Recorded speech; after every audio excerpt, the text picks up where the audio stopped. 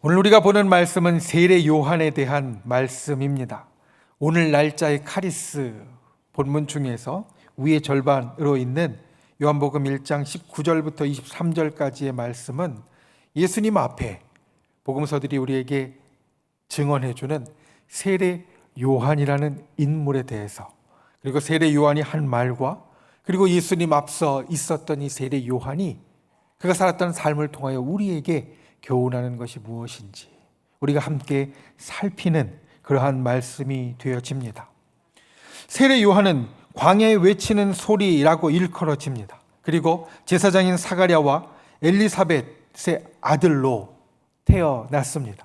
그러니까 제사장 가문에서 태어났던 이 세례 요한은 사실 그대로 자란다고 하면 제사장, 사실 예수님 시대에 우리가 제사장이라고 하면 별로 우리는 좋게 보이지 않습니다. 왜냐하면 예수님께서 우리를 구원하는 구원의 사역들을 때마다 가로막고 방해했던 사람들이 제사장이기 때문에 우리는 별로 좋게 보이지 않지만 또 그렇지 않은 제사장들도 많았고, 그리고 제사장이라는 사람들은 유대사회에 있어서 지도자로서 백성들을 하나님 앞으로 인도하고 하나님과의 관계를 유지하게 하는 아주 중요한 사람들이었습니다. 그러니까 세례 요한은 그냥 그대로 자라났다고 해도 충분히 세상 사람들이 볼 때 존경할 수 있는 좋은 사람이 되어질 수 있었습니다. 요한의 어머니 엘리사벳은 또한 성경에 나오듯이 예수님의 어머니, 육신의 어머니인 마리아와 인척지간이었습니다. 그리고 그 어렸을 때 태중에서 있었던 일을 우리들에게 보여주는 것처럼 요한은 어려서부터 아주 경건한 가정에서 자랐고, 그리고 하나님을 믿는 그 신앙 안에서 잘 성장했던 사람이었습니다. 그런데 그의 삶은 안타깝게도 짧았습니다. 우리가 이후에 보겠지만 이 요한은 억울하게 목베임을 당해서 죽음을 맞이했고, 그리고 그의 삶이 안타깝게 일찍 끝나게 되었습니다. 그럼에도 불구하고 이 요한의 삶은 정말 크게 평가를 받는 것이 마태복음 11장 11절 말씀에 보면 예수님께서는 세례 요한에 대해서 이렇게 말씀하십니다. 내가 진실로 너희에게 말하노니 여자가 낳은 자 중에 세례 요한보다 큰 이가 일어남이 없도다. 예수님의 이 말씀은 이제까지 살았던 모든 사람들, 여자가 낳은 자라는 것은 이제까지 살았던 모든 사람들을 이야기하는 건데, 이제까지 살았던 모든 사람들 중에 요한이 으뜸이다, 요한이 가장 크다라는 것을 친히 인정해 주시는 겁니다. 그러니까 짧은 시간을 살았어도, 요한이 이 땅에서 짧은 시간을 살았어도 그가 살았던 삶의 모습, 성경이 우리들에게 점점이 군데군데서 이야기해주는 요한의 삶의 모습은 우리가 충분히 귀감을 삼을 만하고, 또 예수님께 인정받는 사람으로서 어떠한 삶을 살았는지 살필 만한 제목이 되어집니다. 오늘 세례 요한의 이 증언을 통하여서, 또한 세례 요한을 통한 이 말씀을 통하여서 저와 여러분도 예수님이 인정했던 가장 큰 자인 세례 요한, 그와 못지않게 주님께 인정받는, 큰 자라고 인정받는 그러한 주의 백성이 되실 수 있기를 예수님의 이름으로 축원을 드립니다. 첫 번째로 오늘 말씀 가운데 요한에게서 우리가 배울 것은, 볼 것은 이것입니다. 끝까지 본분을 지켜야 한다는 겁니다. 오늘 말씀은 세례 요한 주위에서 일어났던 일을 우리들에게 이야기해 줍니다. 19절 말씀에 보면 유대인들이 예루살렘에서 제사장들과 레위인들을 요한에게 보내었다라고 말합니다. 제사장들과 레위인들, 사실 어떻게 보면 요한과 친한 사람들이었을 겁니다. 아까 말씀드렸듯이 요한의 아버지는 사가랴였습니다. 제사장이었습니다. 그리고 제사장들은 가문대로 이어져 왔다는 것을 생각한다면 지금 요한에게 왔던 이 사람들은 사실 요한을 알고 있는 사람들이었을 겁니다. 그런데 이미 알고 있는데도 왜 요한에게 왔느냐? 그것은 어떻게 보면 오늘날로 이야기하면 요한에 대한 여러 이야기가 들어왔고, 그리고 이 유대 공동체에서 요한이라는 사람이 어떤 사람인지 공식적으로 이제 조사하겠다라는 것을 시작한 것입니다. 당시에 산헤드린 공회에서 이와 같은 일을 사실 맡고 있었는데, 율법책을 해석한 미시나라는 책을 보면 이 공회의 주요한 임무 가운데 하나가 메시아라는 사람이, 메시아라고 사람들이 부르는 인물이 나타났을 때 그가 진짜 메시아인가 아닌가 확인하는 것이 이 공회의 임무 가운데 하나였습니다. 그러니까 당시 유대인들을 이끌고 가는, 당시 유대는 로마의 지배를 받고 있었기 때문에 정치적으로 유대인들을 대표하는 정부의 기구는 없었지만, 유대인들이 가지고 있는 자치권 안에서 스스로를 이끌고 갈 수 있는 그 자치권 안에서 이 산헤드린 공회가 아주 중요한 역할을 했는데, 이 공회의 임무 가운데 하나가 메시아라고 불리는 사람이 나타났을 때 이 사람이 진짜 메시아인지 아닌지 조사하는 일이 포함되어 있었다는 겁니다. 그러니까 요한에게 온 사람들은 그러한 사람들이었습니다. 같은 제사장 가문이니까 알 수도 있었는데, 이 일은 그냥 개인적으로 온 것이 아니라, 친해서 온 것이 아니라, 아는데 뭘 물어봐라고 뛰어넘을 수 있는 일이 아니라 공식적으로 어떻게 보면 유대인들을 대표해서 조사단의 성격으로 왔다라는 겁니다. 그래서 첫 번째로 그들을 물어봅니다. 요한, 당신은 메시아입니까? 오늘 말씀을 보니까 내가 누구냐? 내가 누구냐? 라는 말이 바로 이것입니다. 왜냐하면 요한의 대답이 우리는 내가 누구냐라는 말에 메시아냐고 물었는가 안 물었는가가 분명하게 나타나지 않은 것 같이 보이지만 20절 말씀은 이렇게 말합니다. 요한이 드러내어 말하고 숨기지 아니하니 드러내어 하는 말이 나는 그리스도가 아니다. 그리스도는 메시아의 헬라어입니다. 똑같은 말입니다. 메시아라는 말이 기름 부음을 받았다라는 말인데, 메시아라는 말은 히브리어고 구약 성경의 언어이고, 그리스도라는 말은 헬라어 신약 성경의 언어입니다. 같은 말입니다. 그러니까 내가 그리스도가 아니다, 나는 메시아가 아니다 라는 이 요한의 대답은 이들이 와서 내가 누구냐라고 물은 것이 내가 메시아냐라고 물은 것이라는 것을 우리들에게 이야기해 주고 있다라는 겁니다. 당시 유대인들은 왜 세례 요한을 메시아로 생각했을까? 그것은 여러 이유가 있겠지만 하나가 요한이 세례를 베풀었기 때문입니다. 우리는 예수님께서 공생의 사역을 시작하시면서 요한에게 세례를 받으신 것을 압니다. 그리고 그 장면에서 여러 사람들이 그 요단강가로 요한에게 세례를 받으러 많이 나왔다는 것을 우리는 말씀을 통해서 압니다. 유대 전승 가운데 메시아는 오면 세례를 베풀 것이라고 여기고 있었습니다.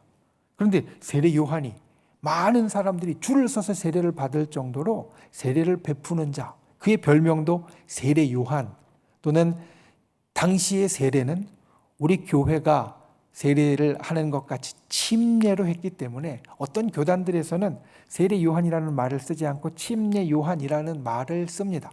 왜냐하면 세례 요한이라고 하면 행여나 우리가 지금 어떤 교단들, 일부 교단들에서 하는 것 같이 약식 세례를 말하는 것처럼 알아들을 수 있기 때문에, 오해할 수 있기 때문에 당시 요한의 세례는 물속에 완전히 들어갔다 나오는 침례였기 때문에 침례 요한이라는 말을 쓰기도 합니다. 그렇게 세례를 베풀었기 때문에 이 사람들은 요한을 메시아라고 여겼던 겁니다. 그리고 세례를 베풀고 또 그가 권위 있게 말씀하는 여러 말씀들을 통해서 사람들이 그런 얘기를 했다라는 겁니다. 묻습니다. 유대인들이 와서 세례 요한에게 당신은 메시아입니까? 요한이 대답합니다. 아닙니다. 그럼 두 번째 물어보는 질문은 무엇이었습니까? 21절 말씀해 보면 또 묻되 그러면 누구냐? 내가 엘리야냐? 말라기 4장 5절 말씀을 보면 이렇게 말합니다. 보라, 여호와의 크고 두려운 날이 이르기 전에 내가 선지 엘리야를 너희에게 보낼 것이다.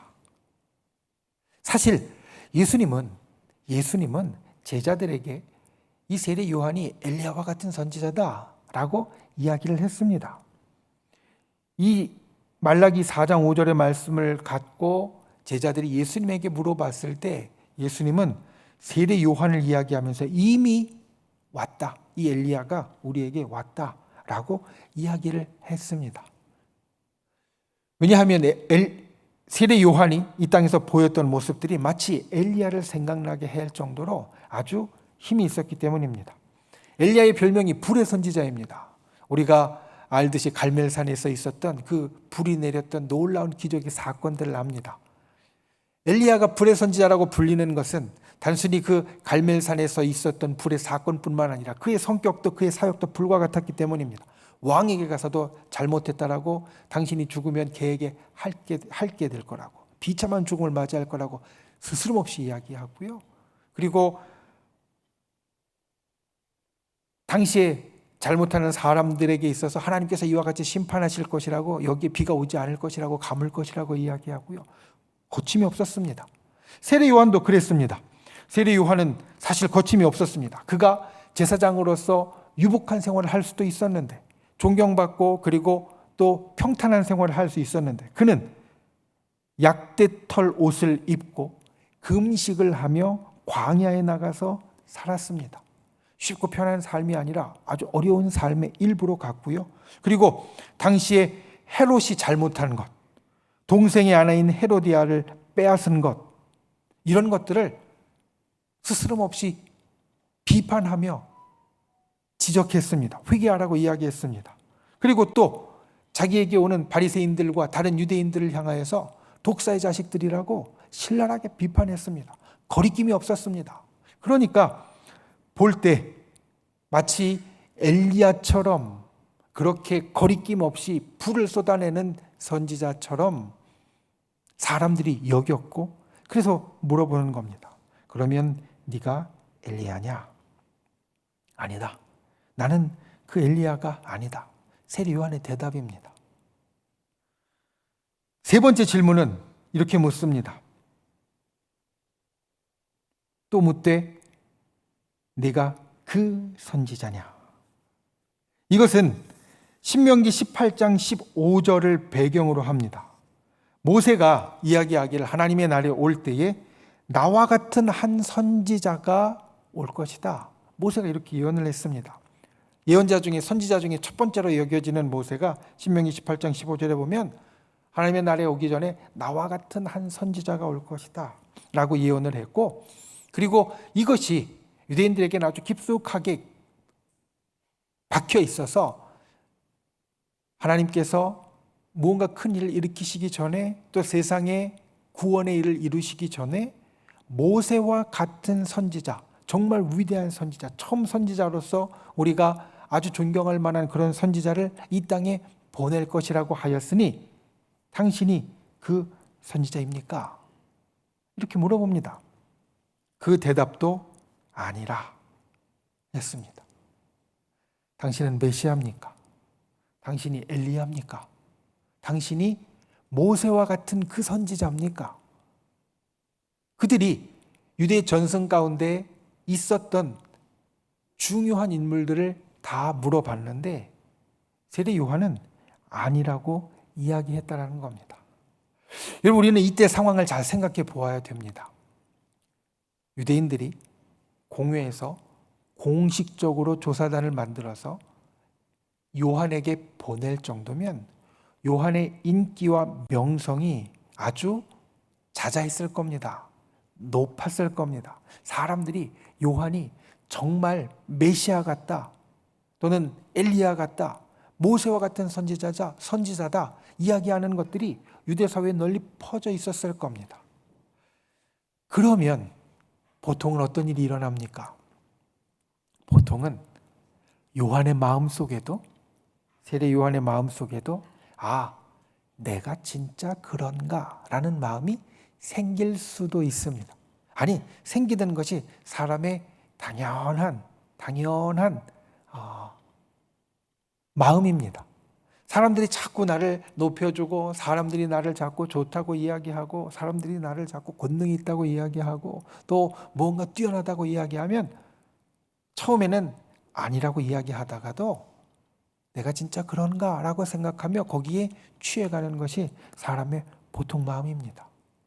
그런데 요한은 그렇지 않았습니다. 나도 몰라. 이렇게 대답할 수도 있을 겁니다. 당신은 메시아입니까? 자기가 생각해도 메시아는 아닐 것 같으니까 아니요 라고 이야기했어도 엘리야입니까? 글쎄? 그럼 모세 같은 선지자입니까? 잘 모르겠는데? 이렇게 대답할 수도 있었을 겁니다. 그런데 세례 요한은 단호하게 아니라고 말합니다. 사실 세례 요한은 어느 선지자보다 뛰어난 선지자였습니다. 아까 처음에 말씀드린 것 같이 마태복음 11장 11절에 예수님께서도 인정하셨습니다. 성자 하나님께서도 인정하셨습니다. 여자에게서 난 자 중에 이보다 큰 자가 없다. 제일 큰 자다. 선지자라고 이야기하면 선지자 중에서 가장 뛰어난 선지자다.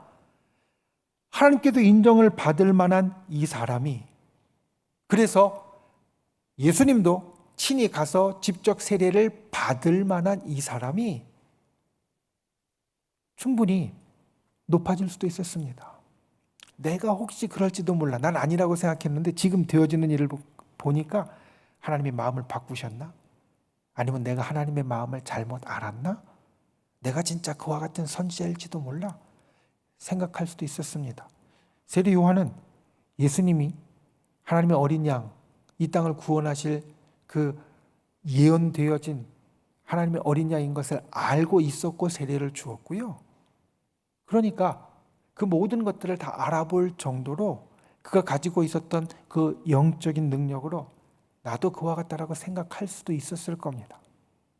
그런데 요한은 끝까지 자기의 본분을 지켰다라는 겁니다. 우리가 하나님 앞에 신앙생활할 때 이게 참 중요합니다. 우리 목사님들도 처음 하나님의 일에 들어갈 때, 주의 사역에 들어갈 때 처음 가졌던 마음을 끝까지 지키는 게 참 중요하다는 말을 무수하게 합니다. 그래서 그 마음을 끝까지 지키고 영혼을 사랑하는 마음, 그리고 겸손하게 섬기는 마음, 그리고 성도들을 끝까지 돌보려는 마음, 이런 것들이 정말 끝까지 있어야 된다라는 말을 많이 합니다. 그런데 목사님들뿐만 아니라 우리 주를 믿는 주의 백성들 모두가 우리의 신심이 높아져 가면서, 우리의 신앙의 경륜이 높아져 가면서 주변에서 이야기를 듣습니다. 아, 권사님 요즘 정말 더 은혜스러워진 것 같아요. 장로님 요즘 아주 달라지셨는데요. 정말 좋아지셨는데요. 집사님 요즘 무슨 은혜 받은 일 있으세요? 라고 이야기할 정도로 우리가 신앙생활을 하고 신심이 깊어지면서 달라집니다. 그런 이야기를 듣습니다. 그런데 그때 중요한 것은 우리가 주님을 믿을 때, 그리고 주님 앞에 선 자로서 우리의 본분을 끝까지 잊지 말고, 변하지 말고, 바꾸지 말고 이어가야 한다라는 겁니다. 세례 요한은 그것을 우리들에게 보여줍니다. 충분히 유혹을 받을 수 있었는데, 충분히 마음을 바꿀 만한 그런 이 유혹을 받을 수 있었는데, 그런데 그는 그 유혹을 끝까지 물리치고 하나님께서 내게 맡겨주신 일은 이거야. 사람들이 무엇라고 이야기해도 나는 이거야 라는 것을 지켰다라는 겁니다. 저와 여러분이 그와 같이 끝까지 우리의 본분을 지킬 수 있는 분들이 되시기를 바랍니다. 저 목사님이 큰 교회 목사님 되더니 좀 변했네. 우린 가끔 이런 말 합니다. 저 장로님이 안수 집사님일 때는 안 그러더니 장로님 되더니 좀 바뀌었네. 또 때로는 저 권사님이 집사일 때는 안 그러더니 좀 바뀌었네. 아주 가끔은 이런 이야기를 할 때도 있고 들을 때도 있습니다. 그런데 요한을 보면 우리가 정말 변치 않는 것이 주님이 우리를 높이 평가하시는 것이 되어진다. 이걸 기억해야 됩니다. 만약 요한이 변했다면 아까 마태복음 11장 11절에 예수님이 여자에게서 난 자 중에 이보다 큰 자가 없다라고 평가하시지 않았을 겁니다. 바뀌었네, 변했네 라고 이야기하셨을지도 모릅니다.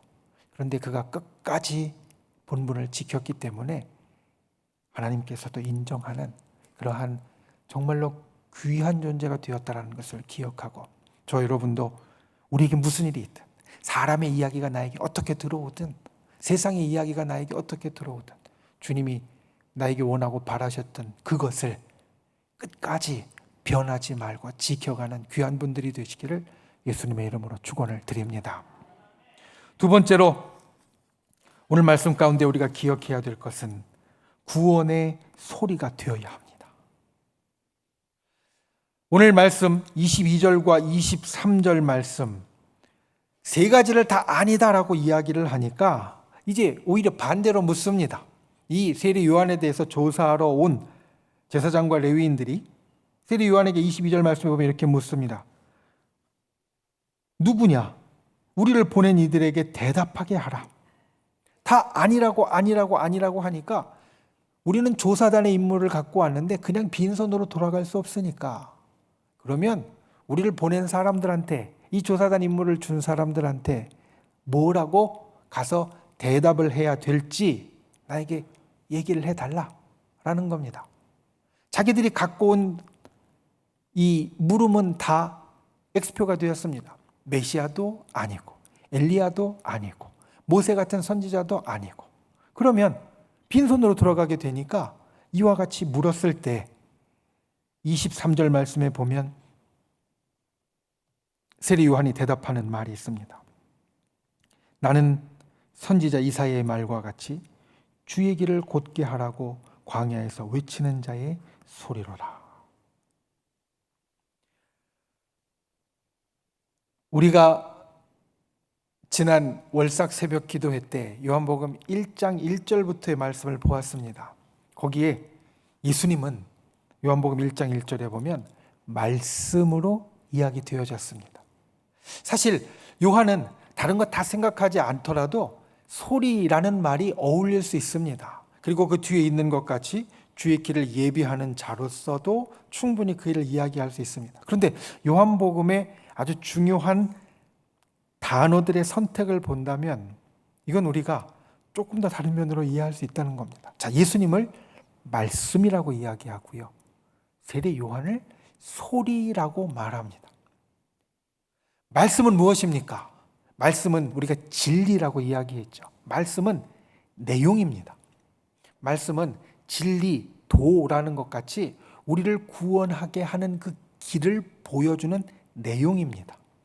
그런데 이 내용은 우리가 말을 할 때 어떻게 전달되냐면 소리라는 형식을 통해서 전달됩니다. 자, 내 속에 마음이 있어요. 내용이 있어요. 내가 이 사람을 정말 사랑해요. 내가 이 사람을 정말 아끼고 내가 이 사람을 정말 좋아해. 그게 제 마음이고 내용이에요. 근데 이 내용을 전달하지 않으면 알 수 없습니다. 그러니까 전달해야 됩니다. 이게 형식입니다. 어떻게 전달합니까? 나는 당신을 참 사랑합니다. 난 당신을 참 아끼고 내가 당신을 참 좋아합니다. 라는 말을 통해서 내용을 전달합니다. 그 말이 바로 소리입니다. 그러니까 요한복음 1장에 예수님을 말씀이라고 이야기하고 세례 요한을 소리라고 이야기하는 것은 우리가 그냥 단순히 이해하는 것 이상의 깊은 뜻이 있는데, 바로 예수님이 내용이고 우리를 구원하게 하는 내용이고, 그리고 우리를 구원의 길에 가게 하는 그 내용을 전달하는 하나의 수단으로서 바로 이 세례 요한이 서 있다라는 것을 오늘 말씀은 우리들에게 이야기해 준다라는 겁니다. 소리는요, 시간이 지나면 잊혀집니다. 제가 지금 여러분들에게 난 당신을 사랑합니다 라고 이야기했을 때 그 이야기는 5초도 못 갔어요. 그리고 사라졌어요. 나는 여러분을 사랑합니다. 끝입니다. 더 이상 안 들립니다. 소리는요, 시간이 지나면 사라집니다. 그런데 그 내용은, 아, 목사님이 우리를 사랑한다고 하셨어 라는 내용은요, 안 사라집니다. 소리는 사라지지만 그 내용은 내 가슴에 담겨져서 안 사라집니다. 세례 요한은 구원을 우리들에게 전해주는, 또 구원의 길을 예비하는 그 수단으로서, 소리로서 잠깐 있었지만 그 구원의 내용은 예수 그리스도는, 그리고 예수 그리스도의 말씀은 우리에게 영원히 남고 우리에게 영원히 간직되어진다라는 것. 우리는 이걸 기억해야 됩니다. 이게 중요한 이유가 있습니다. 여러분, 하나님께서 우리를 기억하시는 것, 하나님께서 우리를 기억하시는 것, 거기에 제일 중요한 것이 무엇이냐면 하나님의 구원의 일에 우리가 무슨 역할을 했느냐라는 겁니다. 장례식 때 제일 마지막에 보는 말씀 가운데 하나가 다니엘서 12장 1절부터의 말씀입니다. 거기에 보면 이렇게 되어 있습니다. 많은 사람을 옳은 길로 돌아오게 한 자는 저 하늘의 별과 같이 빛나리라. 하나님께서 빛나는 별과 같이 여기시는 일이 무엇이냐? 하나님께서 우리에게 있어서 정말 큰 상급같이 여기시는 일이 무엇이냐?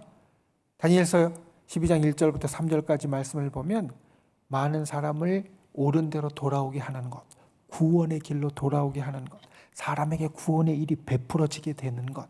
즉 예수님이 이 땅에 오셔서 목숨까지 바치시면서 우리들에게 이 세상에 주기 원하시는 것은 구원이었는데 그 구원의 일에 내가 무슨 일을 하느냐? 그 구원의 일에 내가 얼만큼 일을 하느냐? 이것이 하나님께서 제일 중요하게 여기시는 우리의 일이 되어진다는 겁니다. 오직 이 세상과 사람들의 구원이 하나님의 목표이고 하나님의 관심입니다. 우리가 성경 전체를 구원사라고 이야기하는 것은 이 성경에 나타나는 모든 일들이 결국은 하나님이 이 세상을 우리를 구원하시기 위해서 하셨던 일들이기 때문에 우리는 성경을 구원의 역사, 구원사라고 말합니다. 그러니까 하나님의 제일 큰 관심은 구원이고요. 제일 큰 목표도 구원입니다. 그 구원 가운데 우리가 어떤 일을 하느냐? 세례 요한은 그것을 이야기하는 겁니다. 구원이라는 예수 그리스도의 내용을 나는 전하는 소리다. 내가 구원의 역사에 그러한 일들을 하도록 하나님께서 정하셨다. 그러니까 너희는 가서 그렇게 이야기하라 라는 겁니다. 주의 길을 곧게 하라고, 주님께서 오실 일을 예비하고 주님께서 곧은 길을 갈 수 있고, 그 말은 다시 바꾸면 주님께서 이 땅에 오셔서 구원의 역사를 잘 이루시고 구원의 일들을 우리 가운데 펼치실 수 있도록 그것을 전하는 수단으로서 하나님께서 자기를 세우셨다. 그러니까 이것이 요한에게 중요했던 것처럼 우리에게도 그것이 중요해야 됩니다. 여러분, 우리가 이 땅을 살면서 많은 일을 하지만 하나님께서 그 가운데 제일 크게 여기시는 일은, 하나님께서 그 가운데 제일 중요하게 여기시는 일은 예수 그리스도의 구원의 일에 우리가 무슨 역할을 했느냐. 우리가 우리의 가족 가운데, 우리의 친지 가운데, 우리의 이웃 가운데, 또는 세상 가운데 하나님께서 세상을 구원하시는 일에 내가 무슨 일을 했느냐. 이게 주님께서 우리들에게 제일 중요하게 여기시는 일이 되어진다는 겁니다. 저 여러분도 요한처럼 소리가 될 수 있기를 주님의 이름으로 축원을 드립니다. 구원이라는 내용을 전달하는 소리, 예수 그리스도의 구원이라는 내용을 전달하는, 때로는 소리가 아니더라도 손이나 발이나 다른 어떤 것이든지 그 수단이 될 수 있는 분들이 되시기를 바랍니다. 주님께서 이것을 제일 중요하게 여기시고 우리에게 맡기셨다는 것을 기억하시고 천국에서 이 상급이 가장 크다는 것을 잊지 마시고 그와 같이 세례 요한처럼 구원의 소리로, 구원의 수단으로 이 땅을 살아갈 수 있는 저 여러분이 되시기를 예수님의 이름으로 축원을 드립니다. 말씀을 맺습니다. 프랑스의 루브르 박물관에 아주 유명한 화가인 레오나르도 다빈치의 작품이 있습니다. 제목이 무엇이냐면 세례 요한입니다. 다빈치가 세례 요한을 그렸습니다. 그런데 세례 요한이라는 그림을 보면 어두운 조명에 오른손 검지만 밝게 그려져 있습니다. 무슨 얘기냐면 어두운 조명에 오른손 검지만 밝게 그려져 있다는 겁니다. 무엇입니까? 가리키는 겁니다. 그러니까 세례 요한의 삶을 이 레오나르도 다빈치가 그릴 때 세례 요한의 삶은 누군가를 가리키고 있는 삶이다. 누군가에게로 안내하고 있는 삶이다. 라는 것을 그 그림을 통하여서 나타냈습니다. 세례 요한은 예수님을 가리키고 예수님을 안내하고 있는 사람입니다.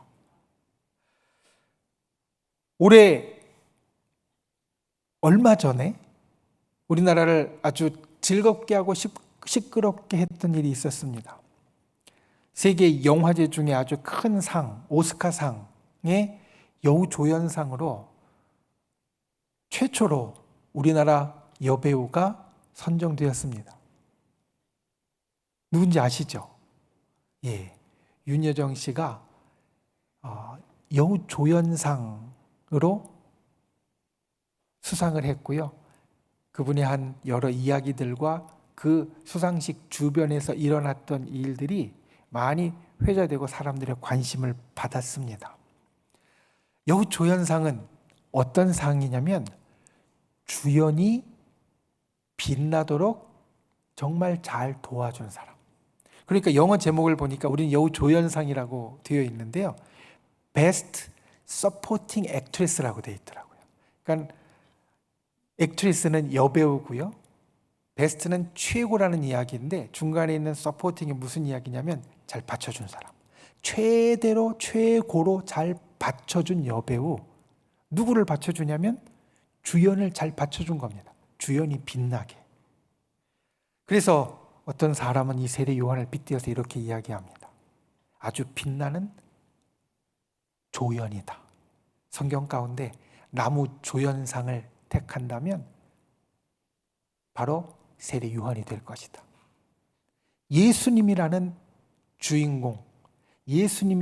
주인공을 최대한 잘 받쳐주고 빛나게 만들어준 조연으로서 세례 요한은 최고였다라는 겁니다. 우리가 구원의 역사에서 주연이 될 수는 없습니다. 왜냐하면 내가 구원을 줄 수 없기 때문에. 주연은 오직 예수 그리스도만 될 수 있습니다. 예수 그리스도만 구원을 주실 수 있습니다. 그러니까 우리가 구원이라는 영화에서, 구원이라는 드라마에서 우리가 최고가 될 수 있는 건 바로 나무조연, 여우조연일 겁니다. 주연인 예수 그리스도를 제일 빛나게 해주는 것, 제일 훌륭하고 존경받게 만들어주는 것. 세례 요한이 오늘 두 가지를 통하여서 그와 같은 일을 했습니다. 첫 번째는 끝까지 자기의 본분을 잊지 않았습니다. 결코 예수님의 자리를 자기가 차지하려고 하지도 않았고요. 다른 사람들의 칭찬이나 이런 것들에 흔들리거나 움직이지 않았습니다. 끝까지 본분을 잊지 않았다. 저와 여러분이 주님 앞에 주께서 우리들에게 주신 것을 끝까지 잊지 않는 분들이 되시기를 주님의 이름으로 축원을 드립니다. 그리고 두 번째로 구원의 소리였다. 구원의 내용이 아니라 구원의 소리로서 구원의 일들을 이루어가는 사람이었다.